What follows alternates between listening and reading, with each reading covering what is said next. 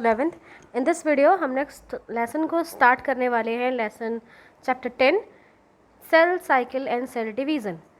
सो जैसे कि चलो पहले स्टार्ट करते हैं चैप्टर। तो जैसे कि हमने प्रीवियस पढ़ लिया कि हम जानते हैं कि जितने भी ऑर्गेनिज्म हैं वो लार्ज हो या बहुत स्मॉल हो, वो जो स्टार्ट करते हैं उनकी लाइफ जो स्टार्ट होती है वो एक सिंगल सेल से होती है। अभी प्रीवियस हमने इसके बारे में पढ़ा है और आपको ये बहुत वंडर लगेगा कि ऐसा कैसे हो सकता है कि एक सिंगल सेल जो कि एक स्मॉल सिंगल सेल है वो मल्टीपल ग्रोथ कर कर इस तरीके से एक लार्ज ऑर्गेनिज्म को जनरेट करती है। How can this possible? But ये उन्हीं के थ्रू होता है। एक सिंगल सेल से धीरे धीरे धीरे डिवीज़न होता है, रिप्रोडक्शन है, ग्रोथ होता है और उसकी वजह से एक लार्ज ऑर्गेनिज्म बनता है। जैसे कि बताया भी गया है कि ग्रोथ और रिप्रोडक्शन है वो कैरेक्टरिस्टिक्स फीचर है एक सेल का, जिसमें एक सेल ऑर्गेनिज्म का जो सबसे इंपॉर्टेंट फीचर है उसमें से एक फीचर ये भी है जिसमें जो सेल है ऑल रिप्रोड्यूस सेल, जितनी भी सेल्स है वो रिप्रोड्यूस कर होती है, रिप्रोडक्शन होता है उनमें, जिससे बेसिकली एक सेल 2 सेल्स में डिवाइड हो जाती है। ईच पेरेंटल सेल, एक पेरेंटल सेल मतलब एक सेल जो आगे जाके 2 सेल्स में डिवाइड हो जाएगी। तो जो ये सेल डिवाइड हो रही है इसे बोलते हैं पेरेंटल सेल। ये पेरेंटल सेल डिवाइड होके 2 डॉटर सेल्स का फॉर्मेशन करती है and each times they divide. और हर बार हर ये जो सेल 2 डॉटर सेल्स बनी है अब नेक्स्ट वो आगे डिवीज़न करेंगी। इस तरीके से क्या होता है, एक सेल प्रॉपर मल्टीप्लिकेशन में ग्रोथ करती रहती है, डिवाइड होती रहती है। जो न्यूली फॉर्म डॉटर हैं then can also divide and growth them cell, वो खुद को भी डिवाइड करेंगे, खुद में भी ग्रोथ करेंगे और न्यू सेल्स का फॉर्मेशन करते रहते हैं, जिसकी वजह से एक न्यू पॉपुलेशन, एक न्यू सेल्स का, जितनी भी सेल्स है यहाँ पर बॉडी में उनका एक न्यू पॉपुलेशन हो जाता है। बहुत सारी न्यू सेल्स वहाँ पर जनरेट हो जाती हैं और वो बनी कैसे है, वो किससे बनी है? By the division of parental single cell. एक पेरेंटल सिंगल सेल जो होती है, पेरेंट्स से आने वाली जो सेल हमारे पास है, जो पेरेंटल सेल्स है जिसमें आगे डिवीज़न होगा, तो एक पेरेंटल सेल है, उस पेरेंटल सेल में डिवीज़न होता है, ग्रोथ होता है और देन बहुत सारी सेल्स आगे बनती हैं और यही सेल जो उनकी प्रोजनी है वही सेल्स आगे जाकर और ग्रोथ करती है और एक प्रॉपर बॉडी का स्ट्रक्चर फॉर्म होता है। इन अदर वर्ड्स हम ये कह सकते हैं कि cycles of growth, such cycles और ग्रोथ डिवीज़न, कुछ ऐसी साइकिल्स, कुछ ऐसे ग्रोथ, कुछ ग्रोथ की साइकिल्स या डिवीज़न है जो कि सिंगल सेल में होती हैं, जिसकी वजह से एक मिलियंस ऑफ सेल्स, जिसकी वजह से एक ऐसा स्ट्रक्चर बनता है जिसमें मिलियन ऑफ सेल्स होती हैं और जिसकी वजह से लार्जेस्ट एनिमल्स, बहुत बड़े बड़े एनिमल्स एंड बहुत लार्ज ऑर्गेनिज्म जो है सब कुछ फॉर्म होता है by the division of cells. Next cell cycle. Sex cycle क्या है? सेल साइकिल सारे जो इंडिविजुअल है या ऑर्गेनिज्म है उनमें होने वाली एक बहुत इंपॉर्टेंट प्रोसेस है during the cell division. During cell division में होता क्या है?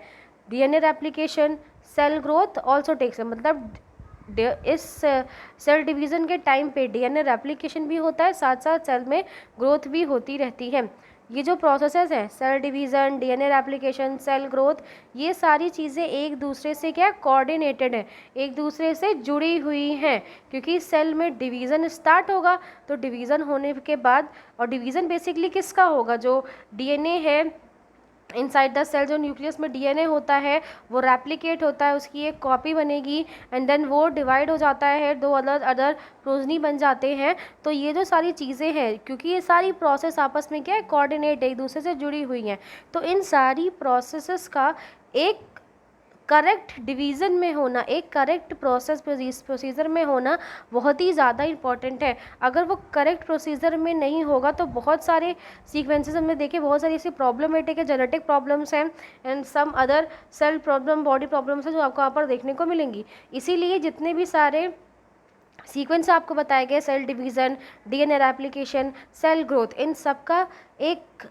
इंश्योर करेक्ट ऑर्डर में होना बहुत ज़रूरी है, जिससे वो क्या कर सकते हैं, जो प्रोजनी है, जो कि न्यू प्रोजनी बनेगी, उसमें जो डेफिनेट टाइप ऑफ जीनोम है, एक जो डेफिनेट जीनोम होना चाहिए, वही जीनोम आगे जाकर ट्रांसफ़र हो।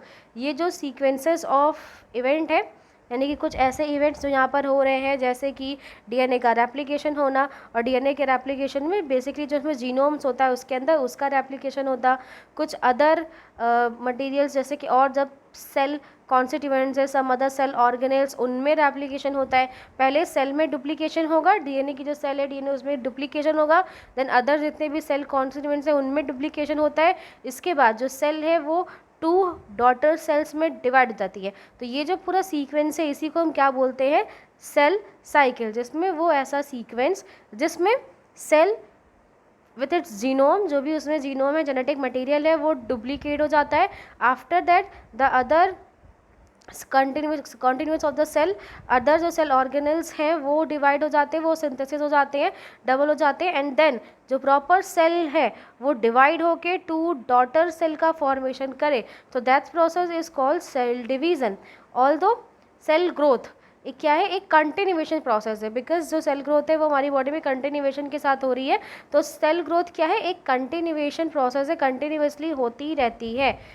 बट जो डीएनए सिंथेसिस है, देखो अब ऐसा थोड़ी ना होता है कि मतलब जब हमारी बॉडी है जब वो सेल ग्रोथ कर रही तो उसमें क्या होता है, सेल डिवीज़न होता रहता है, सेल ग्रोथ होती रहती है। बट जो डीएनए का सिंथेसिस है वो ओनली एक specific stage of life cycle में ही होता है। जब डीएनए का फॉर्मेशन होना या डीएनए का रेप्लिकेशन होता है वो एक particular stage, particular life cycle के एक फेज़ में होगा। अदरवाइज जो सेल ग्रोथ है वो ऑल द टाइम बॉडी के अंदर रेप्लिकेट होती रहती है।